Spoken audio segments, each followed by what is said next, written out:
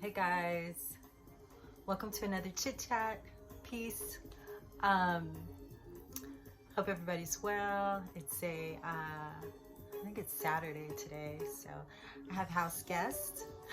so, um, you know, been kind of busy running around, but I wanted to follow up on the last video that I did. I'm gonna make this super short because I do have house guests. I need to cook. But I talked about, well, I touched on a whole lot of stuff, but the tape cut off. I can't remember the part it cut off on, but I think I was talking about the hyperboreans, which I wanted to, I'm going to try to come back tonight when there's a little less going on and do a follow-up on the hyperboreans who were, you can look them up, but they were a hermaphroditic, well, it's like a mythology from ancient Greece. That is a prehistory mythology of the beings that were here prior to this version of humans that we are, right? And so they were hermaphroditic. And I was trying to, talk about, how in the anti-Christic demonstration, which is always, what's funny about the anti-Christic vibe, it always tries to come in right before the Christic vibe, hits with truth and knowledge. And so it'll come in and sort of like switch up the authentic, form of a particular concept, movement, whatever. And it'll just have it just like slightly off, and but it kind of likes to beat the actual, energy before it comes in. It tries to come before it, so that when you hear it, you'll resonate with already being exposed to it, but what you heard first will be what you tend to believe, right? So again, this over-sexuality, this hypersexuality, that has been twisted in a way, in my opinion, that has some truth to it, like the balancing of the masculine and feminine energies. And, again, according to this prehistory myth of the hyperboreans, there's a state of us that is actually pre-human, that's hermaphroditic. So, it makes sense that we'd be balancing these energies of our polarities, because again, polarity, anything means that it's been a split. And I know we love to,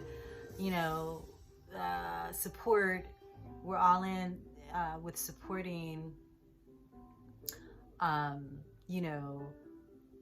pure masculine, pure feminine, pure this, pure that, pure this, pure that. Again, I think it comes with an obsession again over ego, identity, and distinction, where we, we see something as separate, like the more separate it is, the more original your identity distinction is, like the more we tend to celebrate it. And we look down on this, we see it as Borg too, and we're in the Aquarian age too, so it makes sense. I got something to say about the Aquarian age too in another video that I was just talking to my sister about the other day.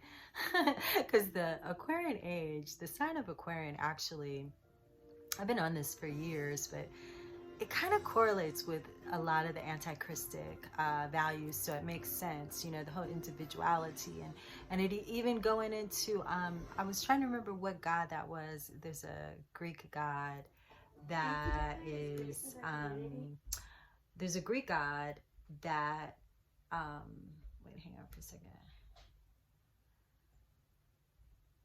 There's a Greek god that,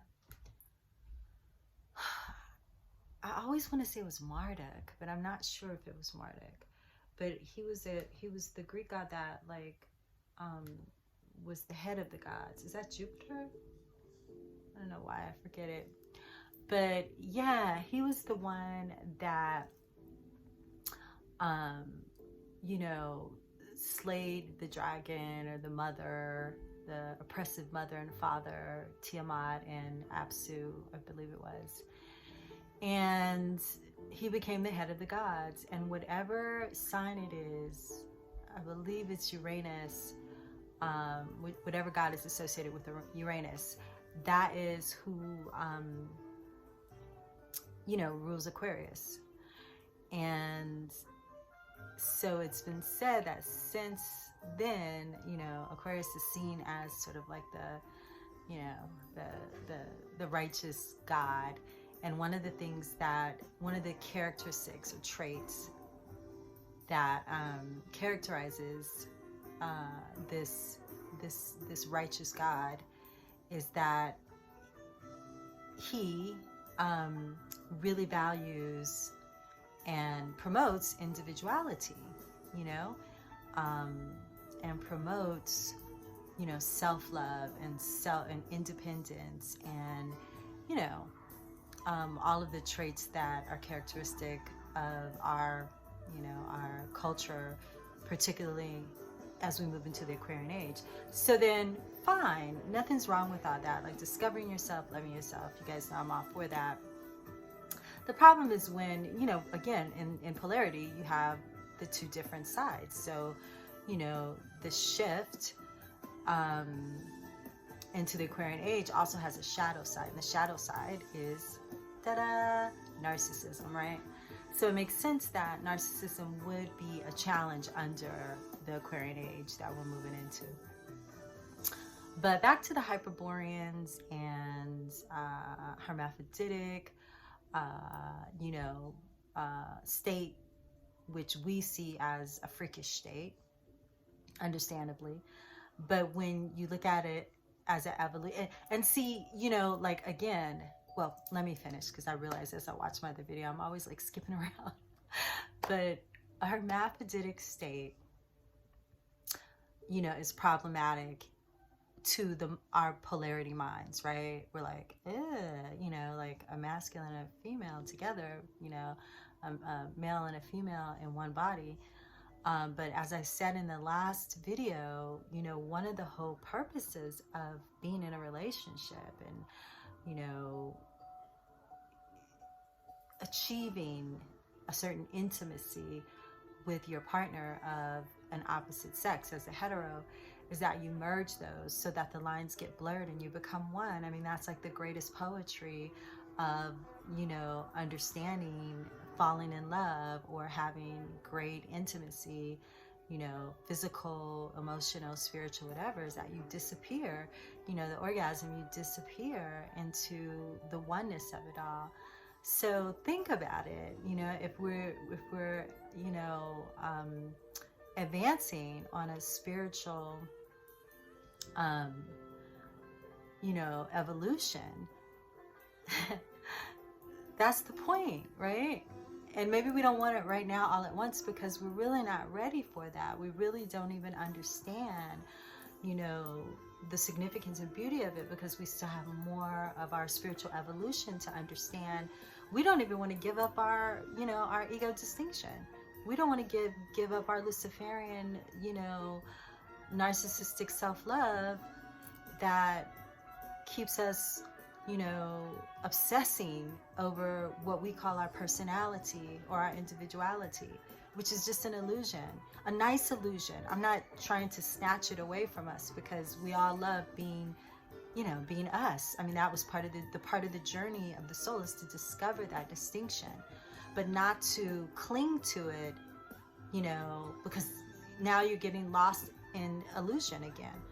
So you recognize it and you celebrate, you know, the creation of something that can be separate but also one, the mystery of that. You continue going into the mystery and you come full circle with understanding that it's actually, you know, an illusion, an amazing illusion, that is really about, you know, the oneness, the whole. that separates and comes back together, or that has both of these aspects in one. Okay, 10 minutes. So I'm going to come back and go further into that, as well as I really want to get into cloning, talking about cloning. And I don't think I've mentioned this, but there's a fantastic movie, a TV show, in case you haven't watched it, Westworld. I remember the original Westworld when it came out as a movie, like many, again, decades. But the show, you know, I was into it. I watched it the first season, and then I kind of like, you know, fell off the second and third season. But now the fourth season, which always happens, I always tell people, because they get a bigger budget, right? So the writers are better. Oh my God, this show is like the next best thing since The Matrix. I mean, it has such similar echoing themes, but it's sort of getting us to, you know, prepared for the whole AI transhumanism, you know, AI transhumanism, clone, you know, synth phenomena. And there have been many other shows too that have done that. But I want to talk about that and cloning in relation to that show, as well as what is his name? Oh my God. What really got me into it was the guy, the rapper guy. I don't even know him, but Kid Boo, evidently. I know you guys know him. He was dating Black China. I don't know her either, but I've heard her name. And you guys may already be familiar with this. This dude just came out straight up and said that he's a product of Clonaid, which is an organization in Canada which has cloned him. And he's just like all out the closet about it. And when I talk about it, I'm going to talk about another story. I probably can't mention any names, but I do have a friendish, you know, person that I met through Facebook, who I just thought was brilliant, but was always just a little off. Very talented, brilliant person, but just a little off. And when this dude mentioned Clonaid in Canada, then I was like, oh, no wonder this person was kind of off, because they're from Canada. And I noticed, you know, it's this millennial thing, again, to promote synths, to promote, you know, artificial intelligence and transhumanism, to promote non-binary. That was the first place I even heard of non-binary, was from this friend who's a millennial, a brilliant millennial. And, you know, I was just like, I was jumping on board, because it seemed really exciting. And I always get excited about, you know, what young people are into, because I know that that's our future.